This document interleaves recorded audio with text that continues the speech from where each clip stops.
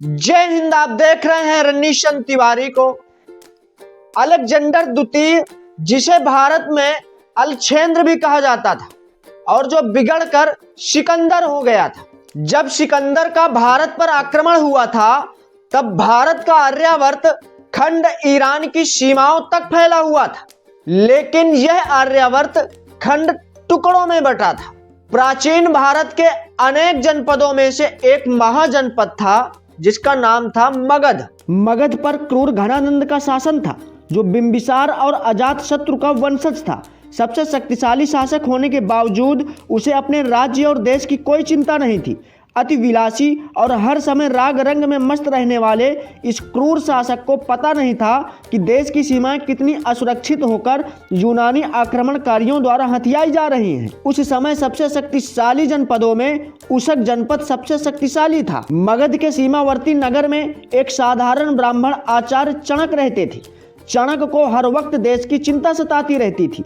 एक ओर जहां यूनानी आक्रमण हो रहा था तो दूसरी ओर पड़ोसी राज्य मालवा, पारस, सिंधु तथा पर्वतीय प्रदेश के राजा भी मगध का शासन हथियाना चाहते थे। आचार्य चणक ने तय किया था कि मैं अपने पुत्र कौटिल्य को ऐसी शिक्षा दूंगा कि राज्य और राजा उसके सामने समर्पण कर देंगे।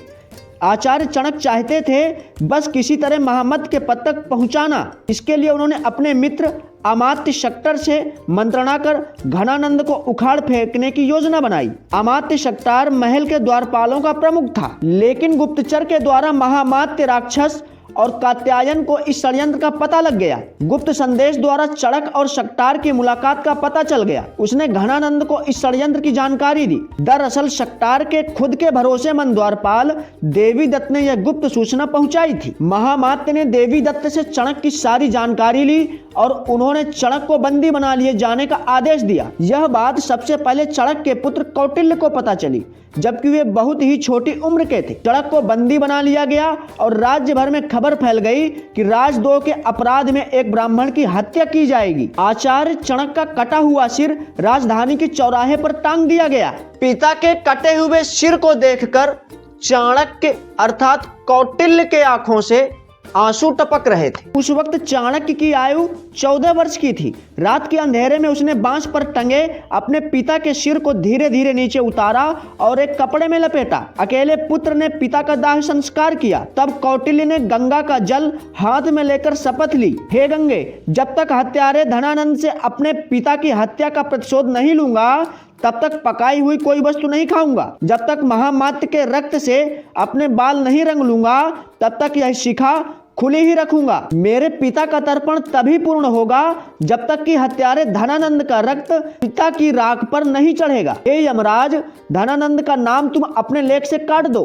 उसकी मृत्यु का लेख अब मैं ही लिखूंगा। प्रतिशोध की ज्वाला में जल रहे चणक पुत्र कौटिल्य जब एक जंगल में मूर्छित पड़े थे तब एक पंडित ने उनके चेहरे पर पानी का छींटा मारा। अब चेतना जागृत हुई। ऋषि ने पूछा, बेटा तेरा नाम क्या है? कौटिल्य ने सोचा, कौटिल्य या चणक नाम इस पंडित को पता नहीं चलना चाहिए, अन्यथा धनानंद को पता चल जाएगा कि मैं कौन हूँ। यही सोचकर कौटिल्य ने अपना नाम बताया, विष्णुगुप्त। विष्णुगुप्त ने कहा कि मैं कई दिनों से भूखा हूँ, चक्कर आने पर गिर गया था।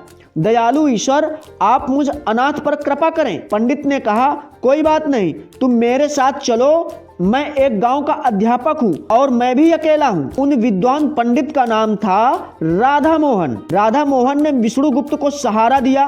राधा मोहन के गांव में कुछ दिनों तक रहने के बाद उन्होंने विष्णुगुप्त से कहा, मेरे एक सहपाठी पुंडरीकाक्ष हैं जो आजकल तक्षशिला में आचार्य के पद पर हैं। आपको बताते चले कि वर्तमान में तक्षशिला पाकिस्तान के रावलपिंडी जिले में है। उन विद्वान पंडित राधा मोहन ने चाणक्य से कहा कि मैं तुम्हें उनके नाम एक पत्र लिखता हूँ।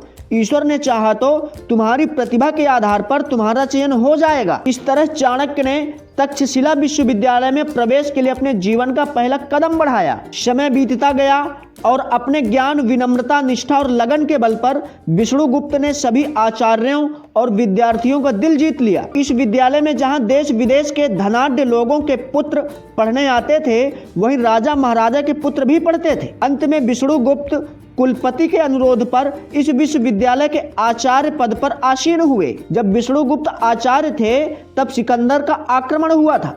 मातृभूमि की रक्षा के लिए विष्णुगुप्त ने सभी राजाओं से पोरस की रक्षा करने का आह्वान किया। सबसे शक्तिशाली राजा धनानंद ही था। उस वक्त चाणक्य उर्फ विष्णुगुप्त की उम्र लगभग 45 वर्ष की थी और उस वक्त तक्षशिला का राजा आम्भी था। सिकंदर ने एक रात जब झेलम नदी उफान पर थी तब पोरस के राज्य पर हमला कर दिया था। पोरस ने सोचा था कि सिकंदर तब आक्रमण करेगा जब झेलम का उफान कम होगा, लेकिन अचानक हुए आक्रमण से पोरस को हार का सामना करना पड़ा। पोरस को बंदी बना लिया गया। तब सिकंदर ने उससे पूछा, आपके साथ कैसा व्यवहार किया जाए? पोरस ने कहा, वही जो एक राजा दूसरे राजा के साथ करता है। पोरस का यह जवाब सुनकर सिकंदर उससे बहुत प्रभावित हुआ और उसने पोरस के राज्य पर से अपना अधिकार हटा लिया। साथियों, आपको बताते चले कि इतिहास में एक तथ्य यह भी है कि राजा पोरस ने सिकंदर को यहाँ पर हराया था। तक्षशिला पर सिकंदर के प्रवेश के बाद और सिकंदर की हार के बाद विष्णुगुप्त अपने गृह प्रदेश मगध चले गए। इतिहास की किताबें बताती हैं कि चड़क पुत्र कौटिल्य के रूप में पहचान लिए जाने के डर से विष्णुगुप्त ने अपने नगर तक्षशिला के बाहर ही रहना पसंद किया। एक दिन चाणक्य के पैर में एक कांटा चुभने पर वे कांटे के संपूर्ण मार्ग पर मट्ठा डाल रहे थे। तब एक वृद्ध ने कहा, कांटों पर गुस्सा क्यों करते हो ब्राह्मण? विष्णुगुप्त ने सिर उठाकर देखा तो वे चौंक गए, क्योंकि यह तो उनके पिता का मित्र शक्तार था जो अब बेहद ही वृद्ध हो चला था। दोनों ने एक दूसरे को पहचानने का प्रयास किया और विष्णुगुप्त शक्तार को अपनी कुटिया में ले गए और पहले उन्होंने राज्य के हालचाल जाने।